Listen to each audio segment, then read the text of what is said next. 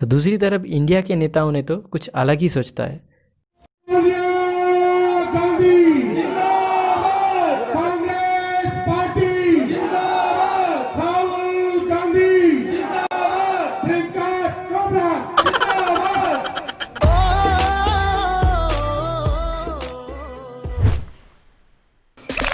हमारे देश में जब वोट आते हैं तभी सड़कें बनते हैं। वोट खत्म होते होते वो सड़क भी खत्म हो जाता है। फिर 4 साल हम चिल्लाते हैं सड़क ठीक कर दो, सड़क ठीक कर दो, पर सरकार नहीं सुनती है। फिर से 4 साल बाद जब वोट आता है तब फिर से सड़क बनने लगते हैं और हम सब कुछ भूल के फिर से वोट देने लगते हैं। यही परंपरा सालों से चला आ रहा है दोस्तों। अगर हम करें तो करें क्या, बोले तो बोले क्या। क्या बीच में से स्टोरी सुना रहा है? शुरू से शुरू करते हैं। छोटे तू स्टार्ट कर। देवियों और सज्जनों, कुर्सी पेटी बांध लीजिए, मौसम बिगड़ने वाला है। बिल्कुल मौसम बिगड़ने वाला है, क्योंकि इस वीडियो में आप जानोगे कि चाइना हमसे कितना ज़्यादा आगे निकल गया है। तो दोस्तों ये बात मानना ही पड़ेगा कि चाइना हमसे बहुत ज़्यादा आगे निकल गया है, इकोनॉमी के मामले में भी और जीडीपी के मामलों में भी। ये बात बिल्कुल सच भी है। मैं अगर आपको विकिपीडिया के हिसाब से डाटा दिखाऊं तो आप देख सकते हो कि कितना ज़्यादा अंतर है चीन का जीडीपी में और इंडिया का जीडीपी में। चाइना का नॉमिनल जीडीपी लगभग 14 ट्रिलियन डॉलर का आसपास है और वहाँ पे भारत का जीडीपी 3.2 ट्रिलियन डॉलर का है। आसमान ज़मीन का अंतर है इसमें। लेकिन यहाँ पे आपको एक बात कह दूँ कि चाइना ने जो तरक्की की है ना, वो सिर्फ 20 सालों में ही की है। यहाँ पे जो आप ग्राफ देख रहे हो इसको ज़्यादा ध्यान से देखिए। साल 2000 में चाइना का जीडीपी था सिर्फ 1.21 ट्रिलियन डॉलर, हर 1 lakh crore equal to 1 trillion USD. तो 2010 में हो गया वो 6.09 ट्रिलियन डॉलर, यानी सिर्फ 10 सालों में ही लगभग 5 ट्रिलियन डॉलर बढ़ा लिया अपना इकोनॉमी को। और इस 10 सालों में हम अगर इंडिया की तरफ देखें तो इंडिया का जीडीपी साल 2000 में सिर्फ 468 बिलियन डॉलर का था और वो 2010 साल में आकर हुआ 1.68 ट्रिलियन डॉलर, यानी सिर्फ 1 ट्रिलियन डॉलर ही बढ़ा पाया अपना जीडीपी को इंडिया ने। तो आगे बढ़ते हुए हम ये देखेंगे कि चाइना ने पिछले 10 सालों में और भी ज़्यादा ग्रो किया है। 2010 से लेकर 2020 तक इन 10 सालों में चाइना ने अपना जीडीपी को 6.1 ट्रिलियन से बढ़ाकर 14.14 ट्रिलियन डॉलर कर लिया, यानी 10 सालों में 8 ट्रिलियन डॉलर बढ़ा लिया है अपना जीडीपी को। दूसरी तरफ हम इंडिया को देखें तो पिछले 10 सालों में इंडिया ने सिर्फ 1.6 ट्रिलियन ही बढ़ा पाया अपने जीडीपी को, यानी 3.2 ट्रिलियन डॉलर कर चुका है।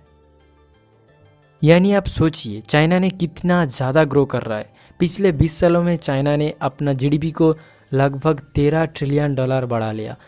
वहाँ पे हमने पिछले 20 सालों में सिर्फ 2.5 ट्रिलियन डॉलर ही बढ़ा पाया अपना जीडीपी को।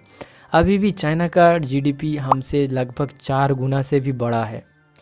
ये तो थी सिर्फ इंडिया के साथ चाइना का तुलना, लेकिन इतनी जल्दी इतना सारा पैसा आखिर चीन ने लाए कहाँ से? तो दोस्तों चीन का इकोनॉमी डिपेंड करता है उसका बिजनेस पर।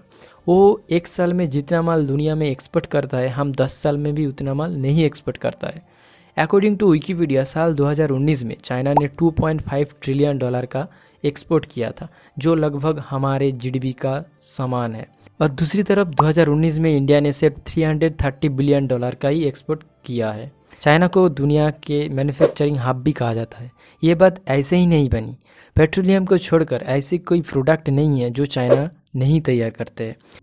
चाइना डुप्लीकेट चीज़ बनाने में बहुत ही ज़्यादा माहिर है। एक बार तो न्यूज़ में ये भी आया था कि चाइना ने डुप्लीकेट अंडा भी बना लिया। ओ भाई, मारो मुझे, मारो मारो मुझे, मारो मारो। नहीं ये मजाक हो रहा है, 1 सेकंड यार, मजाक हो रहा है। दुनिया के 90% खिलौने चाइना ही बनाते हैं। अब एप्पल के फ़ोन खरीदो या सैमसंग के, उसके ऊपर आपको मेड इन चाइना ज़रूर दिखेगी। इसके पीछे एक बहुत ही बड़ा कारण छुपा हुआ है। कंपनी कहाँ पे प्रोडक्ट बनाना पसंद करेगी? जहाँ पे उसका खर्चा कम होगा, यही ना। तो चाइना में बहुत ही कम खर्चा होता है दूसरे कंट्री के हिसाब से। हमारे देश में एक छोटा सा एलईडी बल्ब तैयार करने में 8 से 10 रुपया खर्चा पड़ता है। दूसरी तरफ चाइना में वही बल्ब 2 से 3 रुपया में तैयार हो जाता है। अब आप ही सोचिए ज़्यादातर कंपनी कहाँ फैक्ट्री खोलना पसंद करेगी? देश संकट में है। ये तो आपको बता दिया कि चाइना में खर्चा कम पड़ता है, लेकिन क्यों और कैसे खर्चा कम पड़ता है? तो आइए इसके बारे में हम डिटेल्स में जानते हैं। चाइना ने बहुत पहले ही खुद को तैयार कर लिया था दुनिया भर की बिजनेस को संभालने के लिए। अभी चाइना को दुनिया का बिजनेस हब भी कहा जाता है। दुनिया के हर एक बड़े कंपनी चाइना में फैक्ट्री लगा चुका है। तो आइए इसको हम एक एग्जाम्पल के थ्रू समझते हैं। सोचिए आप एक बड़े कार कंपनी का मालिक है, दुनिया भर में आपका बिजनेस है। आप एक फैक्ट्री खोलना चाहते हो जो कि चाइना में होगा, तो चाइनीज़ गवर्नमेंट क्या करेगा?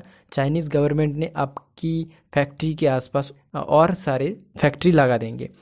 और वो फैक्ट्री क्या क्या होगा? वो टायर फैक्ट्री होगा, कलर फैक्ट्री होगा और लेदर फैक्ट्री होगा।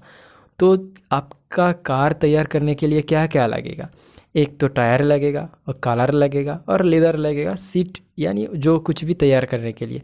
तो हर एक सामान आपको आसपास ही मिल जाएगा। इससे आपका ट्रांसपोर्ट खर्चा भी कम होगा और चाइनीज़ गवर्नमेंट को भी इससे बहुत सारा फ़ायदा होगा। एक कार कंपनी के लिए बहुत सारे और तीन फैक्ट्री खोल जाएंगे। इससे चाइनीज़ पीपल का जॉब भी मिलेगा और इससे चाइनीज़ गवर्नमेंट का भी बहुत सारा फ़ायदा होगा। और एक प्लस पॉइंट है चाइना में एक फैक्ट्री तैयार करने में ज़्यादा दिन नहीं लगते। दूसरी तरफ हमारे देश में तो एक फैक्ट्री तैयार करने से पहले उसका अप्लाई और रजिस्ट्रेशन करते करते ही 5 साल बर्बाद हो जाते हैं। सॉरी। उसके बाद जब सारे पेपर रेडी हो जाते हैं तो नेताजियों को भेंट चढ़ाने बिना आप कोई काम शुरू ही नहीं कर सकते। हर तरफ करप्शन ही करप्शन है। ये बिक गई है गवर्नमेंट, अब गवर्नमेंट में कुछ नहीं है। जिस देश में तैयार हुआ फैक्ट्री को बंद करके सरसों बोना जाता है, वहाँ के लोग आँख में सरसों का फूल नहीं देखेंगे तो और क्या देखेंगे। खैर जाने दीजिए। चाइना ने उसकी ये बिजनेस स्ट्रेटजी एक दिन में नहीं बना पाया। इसके पीछे 20 साल का प्लान भी है। आज जो हम ये चाइना को देख रहे हैं ना, इसका शुरुआत हो चुका था साल 2000 में। चाइना ने तभी सोच लिया था दुनिया का सुपर पावर बनना है उसे, इसीलिए वो लॉन्ग टर्म पॉलिसी भी तैयार किया था। चाइना का माल बेकार हो सकता है लेकिन उसका पॉलिसी नहीं, उसका पॉलिसी बहुत ही स्ट्रांग है। वो फ्यूचर के बारे में सोच के उसका पॉलिसी बनाते हैं। उसका पॉलिसी लॉन्ग टर्म होता है और हमारे देश में तो कोई लॉन्ग टर्म पॉलिसी होता ही नहीं है। जब भी कोई वोट आता है तो सड़कें बनने लगती है और जब वोट खत्म होता है तो सड़कें भी खत्म हो जाते हैं। फिर 4 साल हम चिल्लाते हैं सड़कें ठीक कर दो, सड़कें ठीक कर दो, और सरकार हमारी बात नहीं सुनती है। और जब फिर से वोट आता है तब फिर से हम सब कुछ भूल के उसको वोट देते हैं। तो यही परंपरा सालों से चले आ रही है दोस्त। सारे दुनिया का नेता ये सोचता है कि कैसे उसके देश को आगे ले जा सकता है, लेकिन पाकिस्तान को छोड़कर, क्योंकि वो सोचता है कि कैसे कश्मीर को हिंदुस्तान से ले जा सकता है। पाकिस्तान ये कान खोल कर सुन ले कि अब की जंग छिड़ी तो सुन ले, नाम निशान नहीं होगा, कश्मीर तो होगा लेकिन पाकिस्तान नहीं होगा। दूसरी तरफ इंडिया के नेता तो कुछ अलग ही सोचते हैं। और जनाब क्या चल रहा है? जनाब हिंदुस्तान में तो सोनिया गांधी जिंदाबाद, कांग्रेस पार्टी जिंदाबाद, राहुल गांधी जिंदाबाद, प्रियंका चोपड़ा जिंदाबाद।